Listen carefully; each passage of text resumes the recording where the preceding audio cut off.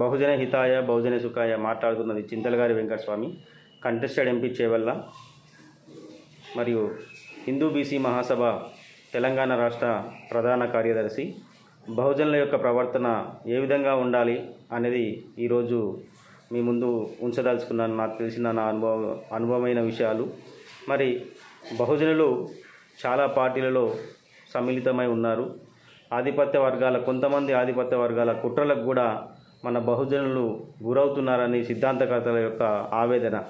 ఉదాహరణకు మారోజు వీరన్న మరి తొలి తెలంగాణ ఉద్యమకారుడు, బహుజనవేత్త. బహుజనులు రాజకీయ అధికారంలోకి ఎందుకు రావాలని అందుకోర గుత్ప అందుకో అనే పాటను కానీ, అదేవిధంగా బెల్లి లలిత గారు కూడా సామాజిక వేత్త, వరంగల్ జిల్లా నుంచి వీళ్ళిద్దరిని కూడా చంపేయడం జరిగింది.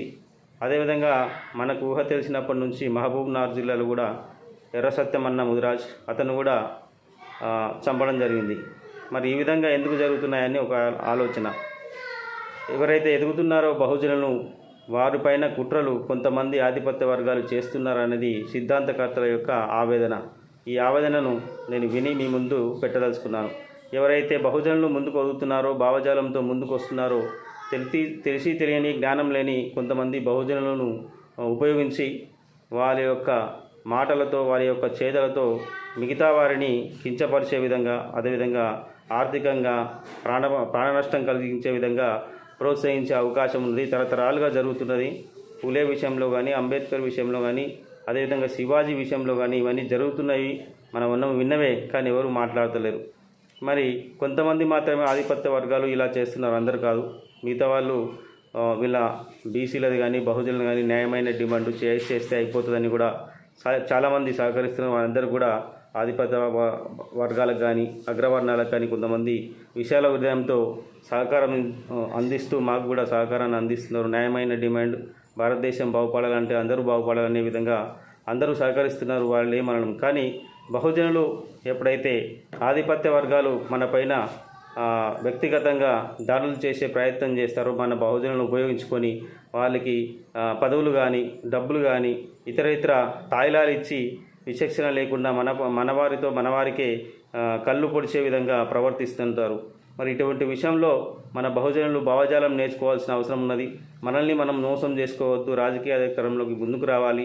భారతదేశం బాగుపడాలి. ఆర్థికంగా అందరూ సమానంగా ఉండాలి. దేశ సమగ్రతను కూడా కాపాడాలి. అందరూ బాగుంటేనే దేశం బాగుంటున్నదని భావించి వారిచ్చే తాయిలాలకు కానీ వారిచ్చే ప్రోత్సాహాలకు కానీ తీసుకున్న తర్వాత కూడా విచక్షణ చేసి ఏ విధంగా తప్పించుకోవాలి, మన బహుజనులకు ఏ విధంగా కీడు చేయొద్దు అని ఆలోచించి విద్యాపరంగా అంబేద్కర్, పూలే ఆ భావజాలంతో విషయాలు నేర్చుకొని ఏ విధంగా కుట్రలు చేస్తారు, ఆ కుట్రలను యాక్టింగ్ ద్వారా వాళ్ళకు సహకరించి మరి దాన్ని ఏ విధంగా నిర్వీర్యం చేయాలి అనే విధంగా ఆలోచిస్తారని ప్రతి బహుజనునికి పేరున నమస్కరించి తెలియజేసుకుంటున్నాను. కుట్రలు చేస్తుంటారు కొంతమంది, మాత్రం అందరూ కాదు. కొంతమంది ఫీల్ అవుతుంటారు. దయచేసి మిమ్మల్ని ఉద్దేశించి కాదు. ఎవరైతే కుట్రలు చేస్తున్నారో ఉదాహరణలతో సహా సిద్ధాంతకర్తలు మన ముందు పెడుతున్నారు. అప్పట్లో మనకు పత్రికలు కానీ, యూట్యూబ్లు కానీ, ఛానల్స్ కానీ ఏవి కూడా సహకరించేటివి కావు. మీరు సొంతంగా ఆలోచిస్తే ప్రతి విషయం మీకు అవగతం అవుతుంది. మరి మీడియా కానీ, ఆధిపత్య మీడియా కానీ, ఆధిపత్య రాజకీయ పార్టీలు కానీ బహుజనులను ఏ విధంగా వాడుకుంటున్నాయి, కొంతమంది ఏ విధంగా ఎదుగుతున్న వాళ్ళను ఏ విధంగా కించపరిచే విధంగా ప్రయత్నం చేస్తున్నారు అనేది విదితమే.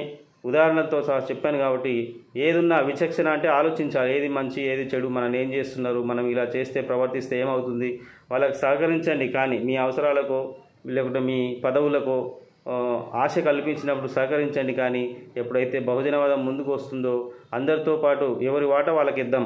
వాళ్ళకు కూడా మనం అన్యాయం చేయాలని మనం అంటలేం.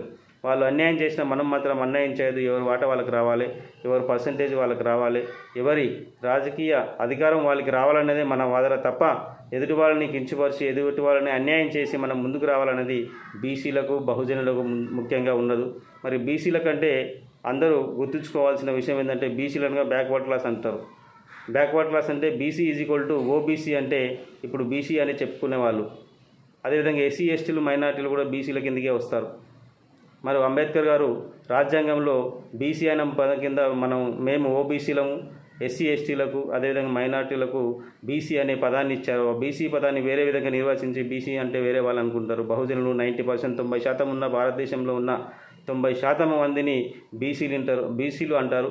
ఇవన్నీ గమనించి ఎప్పుడైతే మన బహుజనుల పైన మనమే అఘాయిత్యానికి పాల్పడకుండా విచక్షణ చేసి మారోజు వీరన్న జీవితాన్ని అంతమొందించిన విధంగా, బెల్లి లలితను అంతమొందించిన విధంగా, ఎర్ర సత్యం గారిని అంతమొందించే విధంగా వాళ్ళను ప్రాణాలతో తీస్తే మిగతా వాళ్ళను కానీ, మన శివాజీని కానీ మిగతా వాళ్ళను కించపరిచే విధంగా ఏ విధంగా అయితే చేశారో వాళ్ళకేం లాభం ఉండదు. కానీ వాళ్ళకు విచక్షణ లేక చిన్న చిన్న గుణాలతో మన పైన దాడులు కానీ మన వాళ్ళతో దాడులు కానీ చేయిస్తుంటారు. ఇవన్నీ గమనిస్తారని, ఈ విచక్షణను కోల్పోకుండా అధికారం చేజిక్కించుకొని అందరికీ న్యాయం చేద్దామని, ఏ ఒక్కరు ఒంటరిగా ఆలోచించకుండా ఐకమత్యంగా అందరూ మేధావులు, అందరూ రాజకీయ నాయకులు, అందరూ బహుజన రాజకీయ పార్టీలు ఏకమై తలా ఒక 2-3 జిల్లాలు పంచుకొని రాబోయే కాలంలో బహుజనులంతా ఏకమవుతారని, ముఖ్యంగా నేను వికారాబాద్ జిల్లా నుంచి ఖచ్చితంగా ప్రయత్నం చేస్తాను. కొడంగల్, పరిగి,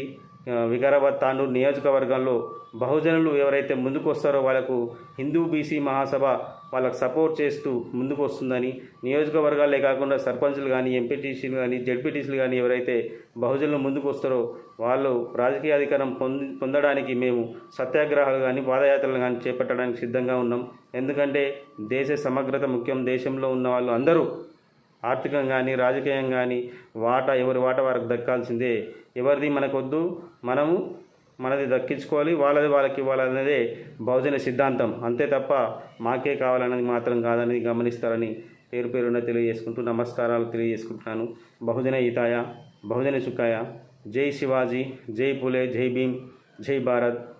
నమస్తే.